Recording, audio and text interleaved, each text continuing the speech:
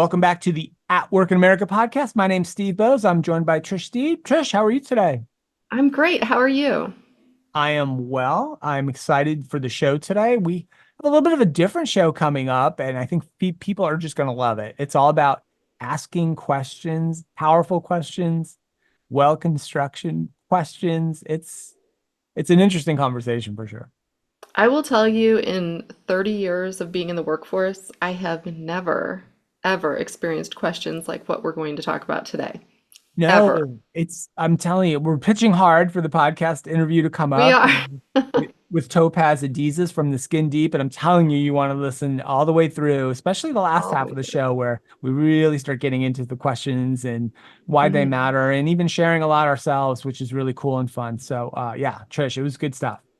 Yeah, and I just hope everyone also clicks on the resources because whether you're thinking about questions that you ask in the workplace or in your own personal relationship, these are game changers for real, game Yeah. changers. So, yeah. All right, good stuff. So that's coming up. Before we welcome Topaz to the show, let's thank our friends at Paychex. This episode of At Work in America is sponsored by Paychex, one of the leading providers of HR, payroll, retirement, and insurance solutions for businesses of all sizes. This year, it's been a great year so far and will continue to be in HR tech. But while AI and automation could save you time, you still need to figure out how they're really going to transform your organization and where to even begin, where to look, where to start, what questions to ask. Well, Trish, we worked with our friends at Paychex and 9 of our other friends, industry We experts and did. insiders, to assemble a comprehensive guide to HR tech in 2024, featuring insights to help listeners assess, shop, and onboard new software that could help them save time, resources, and money.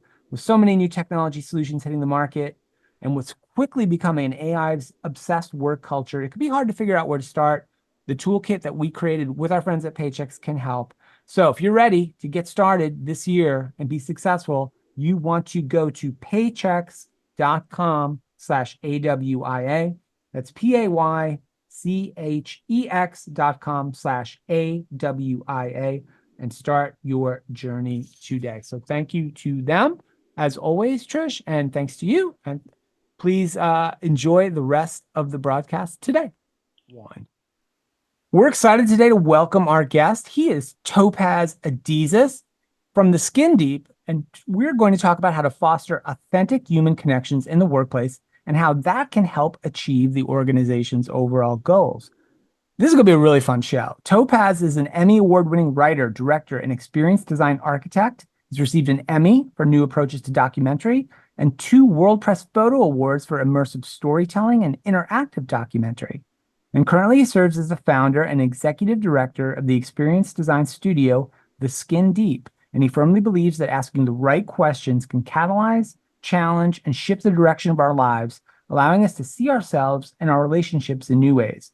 Through well-constructed questions, barriers can dissolve, walls can break, and deeper connections can be forged. Topaz studied philosophy, and then it said philosophy majors wouldn't amount to anything. We're gonna prove that wrong today. There we go. I would have probably went philosophy if my dad hadn't said, "What are you going to do with philosophy degree?" All right, I digress. Be an Topaz, Emmy award-winning, I know. writer. No, There you that's it. Trust me, my dad's just as surprised. Good Lord. Yeah, all dads would say that, right? Yeah. Topaz, Topaz studied philosophy at Berkeley and Oxford. He speaks 4 languages. We'll stick to English probably on this show, I think. Currently lives in Uruguay with his wife and 2 children. Topaz, hey, how are you? Welcome to the show. Oh, awesome. I'm here. Awesome. Thanks. Good to Yeah, be that's here. Good to see you great. guys. Before we get into the Skin Deep and asking questions and breaking down barriers, tell me your favorite philosopher of all time? I must know. We will go with well, it's between Wittgenstein and oh my God, how am I blanking on my favorite? He's the Danish guy. Oh, Kierkegaard, maybe? Yes, Kierkegaard and Wittgenstein. It will be between you those go. 2. I'd probably go with Kierkegaard, but I really love Wittgenstein because he changed his opinion, Yeah. right? And he was not a full-time, like he went and did other things. And he actually was one of the richest men, or was a very wealthy individual, and gave all his money away to his family. And said, why, if you gave the money back to your family, I mean, they were already wealthy. He's like, exactly. They've already been spoiled by money. And I just thought that was an interesting character. But I him and love it. All Kierkegaard, right. I also love. So Well, yeah. and we'll cover some of the rest of this on the other podcasts, like Kierkegaard Weekly or something. But thank you for Yeah, humoring that's me. not what this show is about, Yeah, I Topaz. know. I stumped you. Focus, I focus. apologize. That's not great. So welcome, Topaz. All right, you're here, Trish. I know you have like some backstory. I didn't even know this before the show. You I mentioned maybe you know. could like sort of start the Right. conversation. So I'm a fangirl, obviously. I mean, this is one of those things. Topaz, we get a ton of pitches every single day, and I normally don't pay that close attention to it. Our producer kind of culls through them and then, bubbles things up. And I saw yours, I went, oh my gosh, I'm so excited. So obviously we're going to be talking about your new book, but we're also going to talk about you're on TikTok. I mean, so you are hitting the masses basically everywhere we are, right? With the teachings that you have around how we can make these better connections. Yeah. Well, we kind of, my team and I, we see ourselves as a digital dose of humanity, Okay. like I that love corner of the that. internet where you can reaffirm your sense of humanity and connection. So we've been in we're now in our 11th year. And, if you go to any of our channels, hopefully that's what you'll get.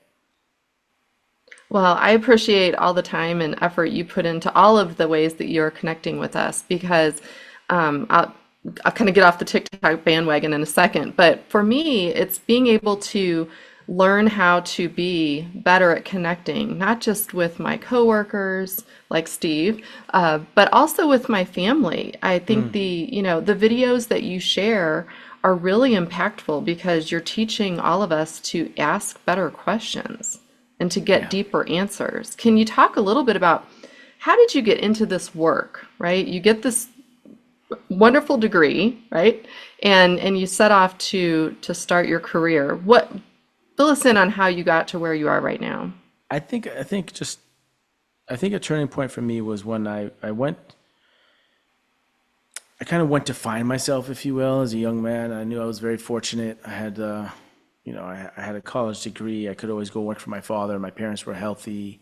I was healthy. I had an opportunity to go and explore, and I was curious about the world. I was curious about myself, and I realized I took a camera with me. And in my travels, I realized the camera was a door opener. The camera was a bridge.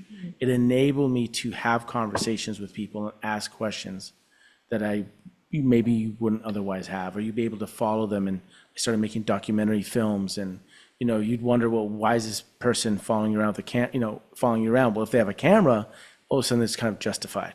So the camera became a powerful tool of seeing other people's way of being and living. And so after doing that for 20 years, I really was focused on the question of how's the emotional experience of being human shifting in lieu of all this technology that's coming around, right? I mean, how are we relating to each other differently now that we have cell phones and direct messages and social media and dating apps? How is the emotional experience of being alive different? And that was a really interesting question for me, and that's why 11 years ago I launched the Skin Deep, which was an experience design studio to explore that question. Thank Topaz, you. that's like it's such an interesting kind of concept and idea, and also one that would be like going back to also the joke about our dads and the philosophy degree. Like, like okay, I imagine there must have been at a point yourself or others in your life, loved ones, etc., said, "Well, what does that mean exactly? I understand what making documentary films means. I understand what being an author or journalist means. How to explore humanity and build better relationships? Like, that sounds." What is Yeah, you like going what back is this to guy get talking your about? Yeah. PhD in philosophy? Right. No. I think that's a great question. So I think there's a common theme in like take home value right now for the listeners. If there's anything that I want to share right now, is pay more attention to the question than the answer, because there is so much power in the question. When I went to study philosophy, actually, believe it or not, my dad urged me to go study philosophy. And Wow. why did he urge me? Is because I didn't really know what I wanted to do. And he says, well, and he and I kind of had conversations, and we realized, you know what? Let's study philosophy. I mean, it's like a group project. It's like, you should study philosophy because that teaches you how to think and how to question, of which you can then apply to whatever you're interested in. So it was a wonderful base. So it's then a question. That's why I see in my life, and that is that driven by questions then offers you different opportunities. And we don't pay that much attention to the questions. We pay more attention to the answer. But if we pay attention to the question and we shift it, then other opportunities will emerge. Hmm. And I think there's a great deal of power in that. That's what I've seen from Yeah. just the practice of this last 11 years. You know, we've been bringing people into a room together who know each other, whether they're family members, lovers, best friends. They face each other. We give them questions and they have a conversation. And I've seen in that context over 1,200 different conversations, the power of the question to create a new connection, to create a new moment that can illuminate your thread of connection with another. Yeah. Yeah. So You mentioned the face-to-face component, and I was going to ask you about creating the space to have these conversations. Can you tell us a little bit about, because again, what I've seen is definitely not just face-to-face, like knee to knee often, right? yeah, Very, very close contact when you're having these questions, but even in a work sense, often we're over the phone or on a Zoom or something like that. How can we create better conversational moments and thinking about the actual space we're in while we're doing so? it's a great question. It's a great question because I think one thing what we've learned is you need the space and well-constructed questions. If you have that combination, that creates an experience for people to connect on a deeper level. So what do I mean by the space? I mean intention. An intention is different than an agenda. Okay. Intention is where you begin. Agenda is where you end up, right? And I don't mean agenda like here's the agenda of the meeting. I mean, you have an agenda in the meeting. My agenda in the meeting is to get everyone to feel or think this way or say this. But the intention is we want to have a meeting about this, to explore this. And where it ends up is where it's going to end up. But I don't have an agenda. So create the space agenda. Hey, team, we want to have a conversation about this issue. Where it's going to end up is one thing. Maybe it needs to end up in a certain place, but then you make the clear intention in the space. We're transitioning from this kind of conversation to another kind of conversation. It's about spaces, right? It's like we have spaces in our homes where we cook in the kitchen and we sleep in the bedroom. But we're not going to cook in the bedroom and we're not going to sleep in the kitchen. How do we have certain kinds of conversation spaces in the workplace, right? How do we create that? So you create intention and you articulate it. Then the second thing is, well, now we need well-constructed questions. And when you have a well-constructed questions, and we've learned there's 5 traits, if you will, there's 5 parts to a good question. If you have them, they're really helpful. But then that starts creating new pathways to connect people and ideas so that they explore in their relationship in a new way that they haven't. So just to land the plane on that, an example of that would be you sit there with your team and you say, all right, how much does increasing our sales cost us? Our effort to increase our sales, what is that costing us? And I mean emotionally between us and our relationship. Or what is one value that we do not share with our clients? You don't often ask yourself that. Yeah, But that's for just sure. asking a question like that goes, oh, okay, now let me try to explore that. And you can have a conversation. So when you have these questions that put two things that are not usually connected, that creates a space, a pause, where you and this team say, oh, let's look at that. I like And how in the sales question example, you inserted the part about how that affects us or costs us each emotionally. I've been in a number of sales meetings and we've never explored something that personal. I mean, like you said, Steve, at the beginning of this conversation, we spend so much time at work. I mean, a Yeah. majority of our time is at work. So how do we make the most of that? And what is the function of being at work? It's what? It's to create impact. It's also financial return and stability for you and your family. What is it? And then if we're working together, how do we make the most of the time we are spending together so that we can all achieve our goals? And the biggest component, in my opinion, is the human's ability to work together. Yeah. Yeah, And we've seen the importance of collaboration increase dramatically, certainly through the pandemic era, as Trish alluded to, right? Where now we're so much virtual and many organizations still quasi-virtual or still virtual at all. And understanding and figuring out how to both connect with people and work with them more effectively has become so important for organizations. And honestly, and this is a little tangent, not really sort of the agenda, if you will, of our show today, but I wonder if that's why so many of these bigger companies are calling people back into physical offices more frequently, because they just can't figure out how to get people to connect with each other and to collaborate, and they're struggling. Now, that won't solve the problems dramatically, as Topaz, you're nodding, and I think you probably agree with me that just dragging everybody back into the office doesn't solve connection, doesn't solve creating shared spaces effectively, et cetera. But I wonder if that's part of what's going on. Well, the reason I'm running my head is because I think Trish, you asked about spaces, and the Zoom space, the room we're in now, or any virtual space, has a different power or ability that physical reality does not have. And so being aware of where you are and using the space, digital or physical, to your advantage, we should do. Yeah. And what do I mean by that? In the Zoom room, right? In the Zoom room, you can have 30 people, everybody on a medium close-up.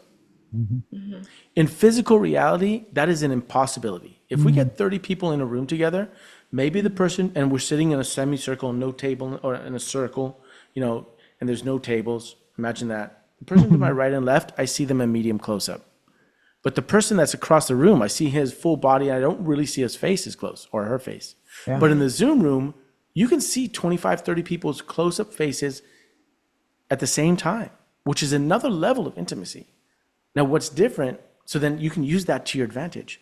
What's different about the Zoom room, one difference is in the Zoom room in physical reality, is that in physical reality, when you're about to have a meeting, there's a warming up period. And I mean that just physiologically. You're sitting at the table, someone walks in the room, you see them, they get closer, they're 10 feet away, then they're 8 feet away, then they're 4 feet away, then they sit down, and now, okay, so there's like, you have time to kind of acclimatize as they come to you. And when the meeting's over, goodbye, see you later, where you going, maybe you walk to the elevator, there's also you're now reacclimatizing to, we're separating. And so there's a distance, growing distance, right? You see them go away. In the Zoom room, it's click on, click off. Right. There's no warm up, and there's no summation. It's like Star wrap Trek up. just being beamed into the Boomed. location. Yeah. So in your meeting, if you're aware, okay, that's the case, let's warm up the space. Let's give people this sense of coming to the meeting. Let's give people the sense of leaving the meeting. And just being aware of the physical and digital space you're in and using it to your advantage, I think, is super helpful. And that's part of what I mean by creating the space. Yeah. I'm so glad we're going really deep on this question too, which as you're talking, I'm thinking about, I spent a good chunk of my career working in human resources, about 20 years. And, we have all different kinds of conversations. And the only time I can recall in an entire career of creating a separate space was if I was going to terminate someone. Because I guess my question is going to be around creating space specifically for the listeners that happen to be in human resources in some capacity. So I didn't do it intentionally, but unintentionally, I created the space that my office as HR was a safe space to come talk to me, and that people wouldn't worry, because people worry about talking to their HR people. Oh, yeah. What advice would you give us if you're in a role where people have to be on edge, that if you talk to them, you might be letting them go, which again happens very rarely when you think about it. Most of the interactions your HR leader or HR manager will have with you are probably positive, right? But there's always that fear, kind of like going to the principal's office in school. Do you have any recommendations for how they can think differently about the spaces they occupy, or setting the stage, if you will, in dealing with different types of conversations? Different types, I think I have an answer. How to avoid the termination conversation and setting the space, I don't really know, because, but in my team, we have 4 kinds of meetings. Okay. Actually, we have 5. And whenever someone sets a meeting, they let everyone know what kind of meeting it is. This is a brainstorming meeting.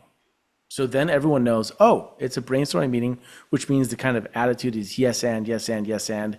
And we know we are not what we call CP, which is commit and proceed, which is a clear delineation from ideation to execution. and we say CP that, which means, okay, we have moved from brainstorm, we have decided what we're doing, and now we're going to execute that. So that we're not going to discuss execution again because about that subject because we just said it. And the next time we discuss whether we're doing it or not or what happened was after we did it to debrief and see the results. Okay. And what did we learn? So when I say brainstorming, then people come to the meeting and they go, okay, this is a brainstorming meeting. I'm not wondering why we're talking about, but don't do anything. Because really this is a brainstorming meeting. You have another kind of meeting, which is systematizing meeting, which is, hey, we're going to meet here, like who's doing what by when and checklist. And so sometimes you might show up to a meeting and you're like, well, my manager's talking down to me. My team members, he just wants to know information. It's not really my opinion. It's like, well, that's because you're not in that kind of meeting. Yeah. So that's kind of creating the space. What kind of meeting are we on? Maybe you have a meeting that's purely social and it's just shooting, talking about, and some people say this is a waste of time. No, this is us just socializing, getting to know each other as human beings. And so therefore it's managing expectations, creating the intent, articulating the intention for the space is manage people's expectations. And it's also giving them permission for how to be. And if you don't make that clear, then people have different expectations. They're not sure what's being, and then there can create some tension. In terms of the termination, obviously you can't let someone know we're going to have a meeting because it's going to be for termination. So I don't really know the best way to handle that. I will, you know what though? I will tell you, I've always told people I will never terminate you in my office. So people did know it was a little bit of a heads up. I mean, it wasn't going to change the outcome. Now, this was again pre-Zoom, right? But I did give them the expectation. If you're coming to me on a different floor, maybe in a weird way, that is that sort of preparing yourself for the conversation. I don't know, but I do think there's a lot of room for improvement on how we both bring people into an organization and how we exit them. And I think, gosh, even on the types of meetings, at Steve and I, we have lots of team meetings. I don't think we've ever broken it down. We try and jam every single thing into Yeah, one it's a meeting. really good Yeah. concept, Topaz, Love it. and I think one that would be really, really helpful in many situations where, especially ones where you walk into a meeting thinking one thing's going to happen and something else happens completely, or as you said, maybe you shouldn't have even been there in the first place, or you felt maybe you weren't respected Yeah. or heard or even had the chance to participate. I And it's love also that idea. It's also, Yeah. you can say like we're having a brainstorm meeting, and then and you say we're gonna have a brainstorm and an execution meeting, meaning who's gonna execute. Sorry, it's brainstorm and implementation. So so people know this is going to come out with a result that we're gonna decide what we're implementing.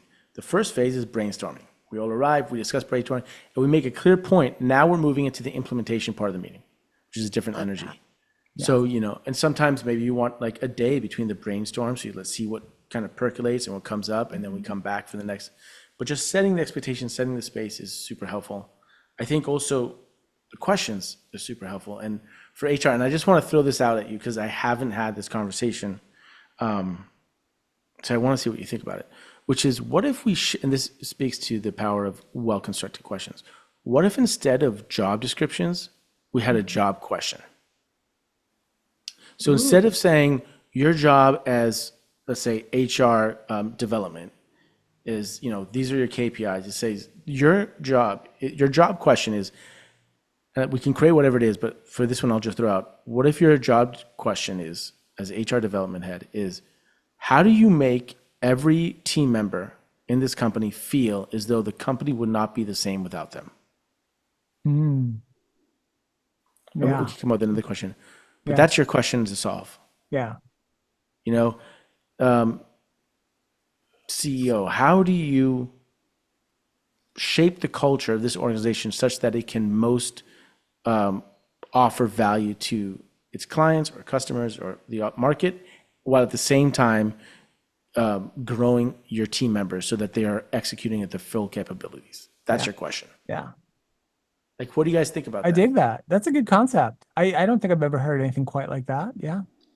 I haven't, and I apologize, I'm being quiet because I am someone that needs to percolate a little bit on these things, but I would think that would be extremely helpful. It's almost like your own individual mission statement along with sort of the canned job description things you're supposed to be doing, right? A lot of people don't know how to connect what it says in a job description to what they're actually doing day to day. In the last 5 or 6 years specifically, there's been more of a focus on the skills within a job description. So I like that idea of having a question, though, to kind of back to even with the meetings, right? You're setting the intent of your role with that organization or your expectations, right? You're setting that intent. I love that. I wonder about the questions because I feel like things are changing so fast. You had an episode talking about AI and how that's affecting the workplace, right? I think 2 or 3 episodes ago. We all know that there's all these new tools out there. The markets are changing, the needs are changing, things can go viral and stuff. Like, it's so fast that if you say this is what you're doing, then as a team member, as an executive, as a manager, you might be missing the opportunities because you're looking at the thing you're supposed to do or the answer you're fulfilling versus the question that's giving that answer is answering. And if you give it a question, then now you have a slightly broader viewpoint on your role and what you can do. Yeah, I think, and that's something, Topaz, I think I want to just focus on it, sort of here. Let's pivot to that, right? The power of these questions, and particularly in these workplace settings where we're trying to understand what it is we're trying to do, what success looks like, how can the team meet our various challenges while supporting each other, right? Because that's the CEO question, as you mentioned, right? The potential CEO job question then elicits lots of other questions, right? For individuals, teams in the organization, individuals. The Skin Deep creates tools, right, to help organizations, like as you said, with these powerful and well constructed questions. I've got a bunch of them I'm holding. They're very hard to see on my very bright Zoom, but as you guys were talking a second ago, I was looking at them, and this is from the set, the and coworkers edition, and we can talk about how you find these and get them. And the team was gracious enough to send me this box a few weeks ago, Topaz, and I'm reading like the first one I just pulled randomly out of the pile, and the question is, what would have to happen for you to feel that we were incredibly successful, right? I think that's an amazing question because I don't think I've ever in a workplace context ever heard anybody express this idea of what does success look like quite that way, right? Other than it's $1 million in sales or whatever, Right. right? Those numbers would be for a given organization. And I think I'd love for you maybe to help us help how organizations could use questions like that one and the other questions that come in there's 199 questions here, but like how do we get started with them, right? Because it's one thing to say, okay, give me all these questions. I mean, do organizations just sit down and say, hey, we're going to just start talking about them. Let's pull one out of the pile and go? Like, I don't even know how to get my hands around this because they're so fascinating. I could spend like 3 days on them probably. I've been told by the people who use them in workplaces that that's our most powerful product and that we should have a whole other line with a much higher price. Like I've been told that has led to the most powerful meetings in some of the conference rooms of our I believe clients. it just from They reading, say, wow. half of the pile And so the, far. Yeah. and the reason it works, in my opinion, is you create the space. How do you create the space? Hey, I got a box of games here. Questions. It's a game. Yeah. Oh, it's a game. And the rules are here it says, and basically we will ask each other questions, but one key rule is you do not have to answer if you don't want. You have the right to pass. Okay. Because you're not forcing anyone to give it. So you earn the right to pass by simply looking the other person in the eye for 10 seconds or being silent for 10 seconds saying pass. So you're not required to answer. Those are the rules. This is the space. We're going to ask these questions. Okay. And then we have well-constructed questions like that one. And I think that's the way I would play it, as just bring it into a room. And then you can either say, each person, you pass it around. Each person a question, reads it out loud, and every person in the team answers it. At the Skin Deep, every Friday, we have a debrief call in our team, and we'll choose a deck, and that's what we'll do.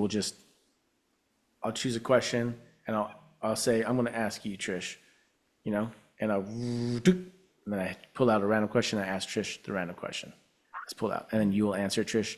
Then Trish will then ask, hey, I want to ask you, Steve. And then you say stop, and then you pull out a question. So,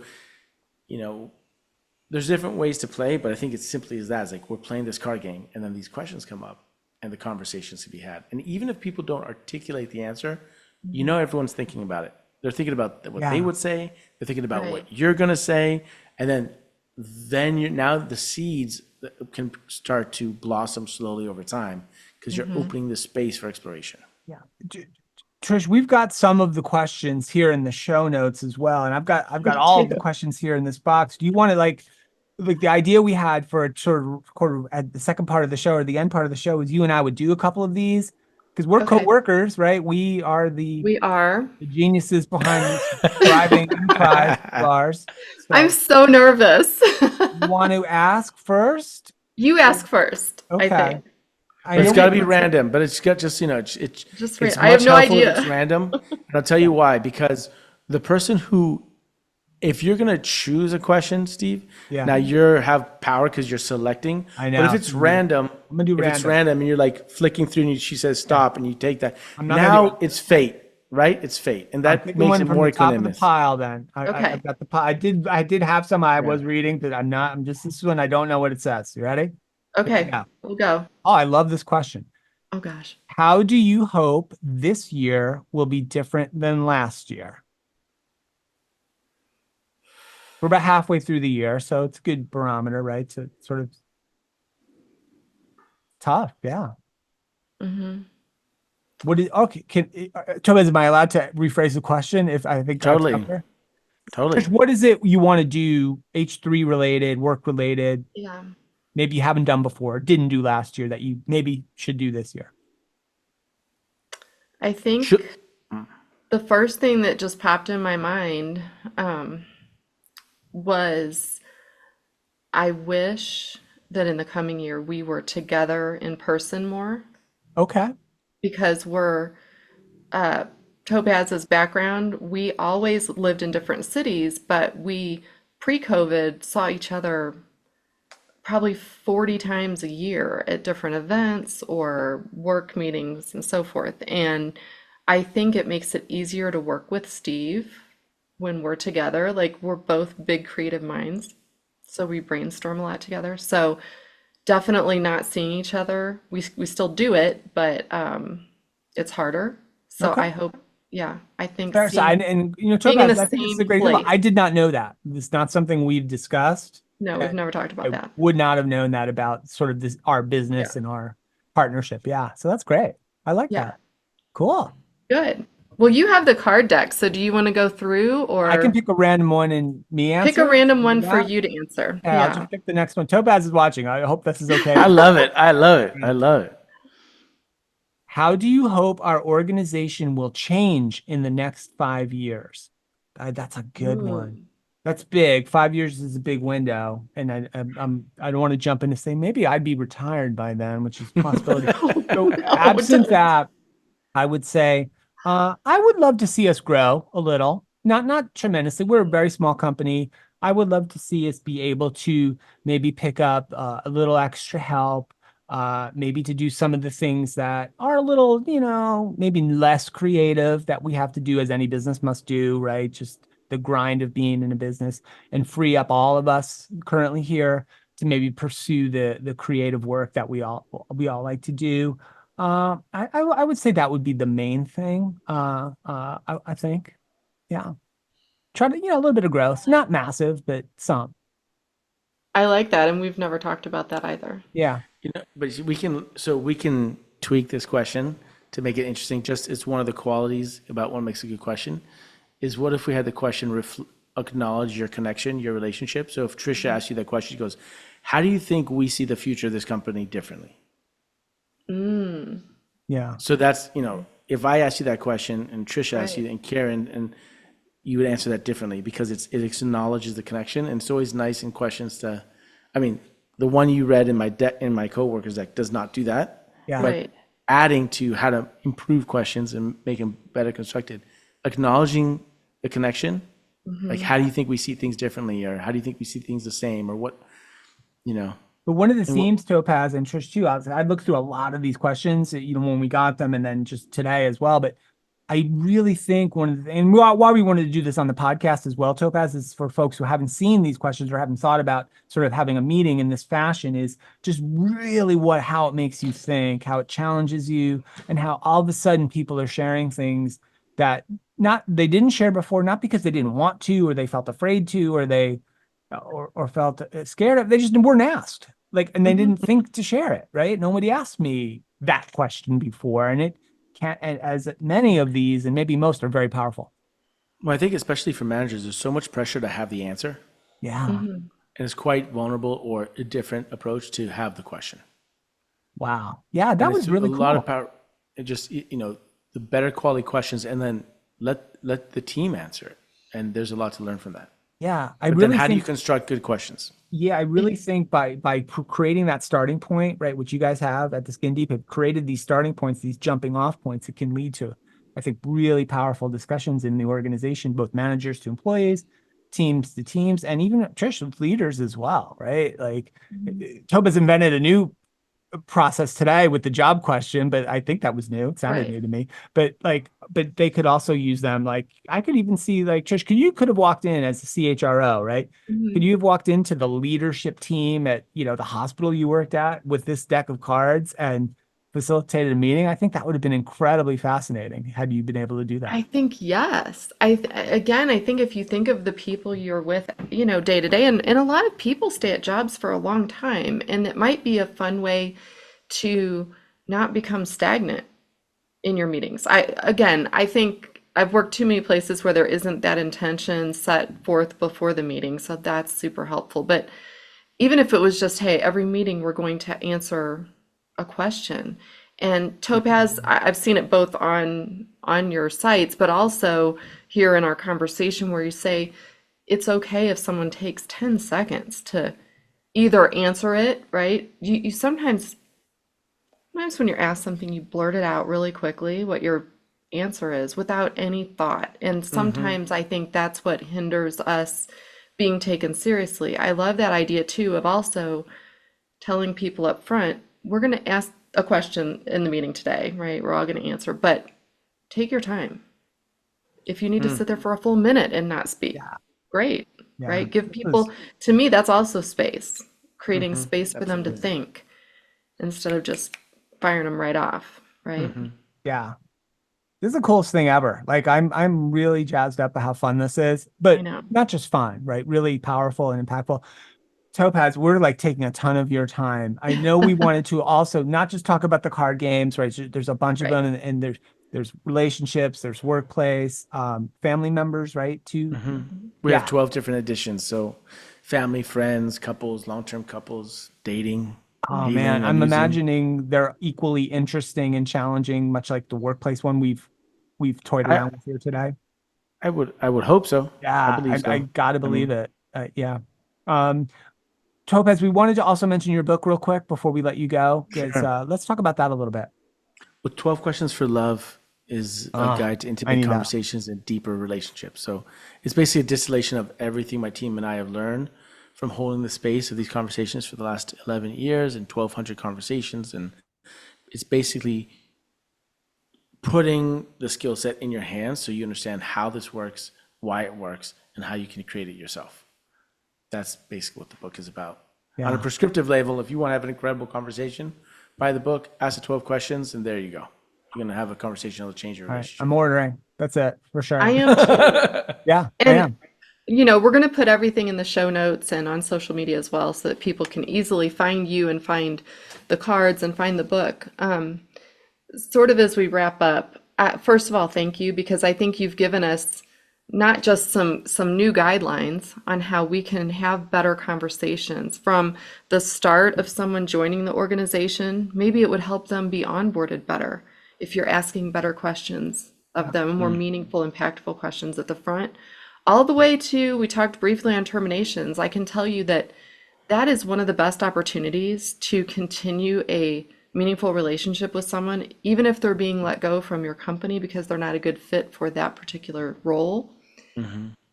They might boomerang and come back, or they might become your customer one day. You just never know. So I would love to see how this expands over the next few years, even Yeah. in terms of the types of questions that people can dig in on. And I really think that what you've created is not just used for our personal relationships, but I think you're going to make a lot of work relationships better with these. I really Yeah. believe that. I hope so. Thank you. Yeah.